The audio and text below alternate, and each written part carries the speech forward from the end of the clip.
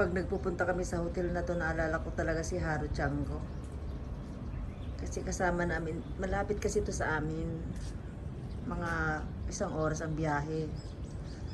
Tapos, nung buhay pa si Haru, kasama namin siya palagi. Pero hindi siya kasama sa loob ng hotel. Sa camping car lang siya. Tapos doon sa baba na yan, diyan ko siya wino-walking. Diyan. Hanggang doon. Kasi malawak po yan.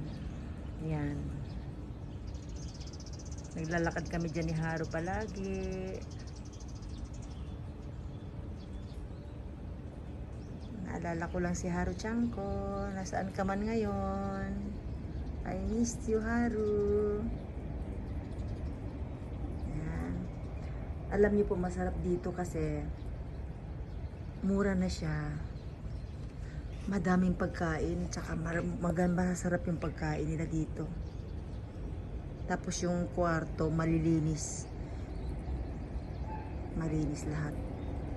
Kaya alam mo, madaming pumupunta dito, taga ibang malalayong lugar. May mga taga, basta mga lalayo.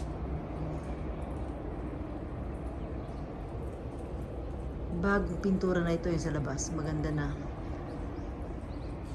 Ayan, sa baba, ayun sa baba. Pwede tayong pumunta doon, doon sa may parang tulay. Yan.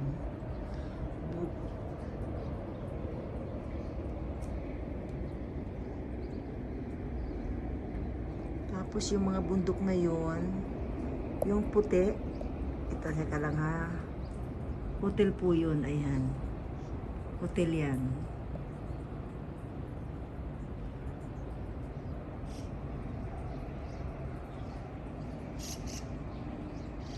Masarap po talaga makaka-relax ka talaga dito.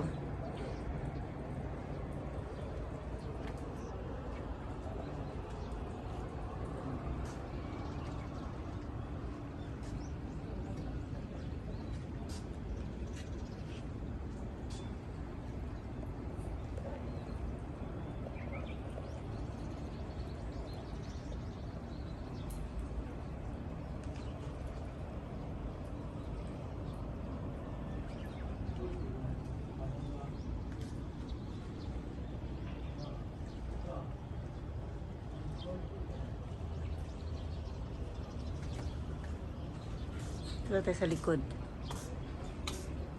Sa likod ng hotel.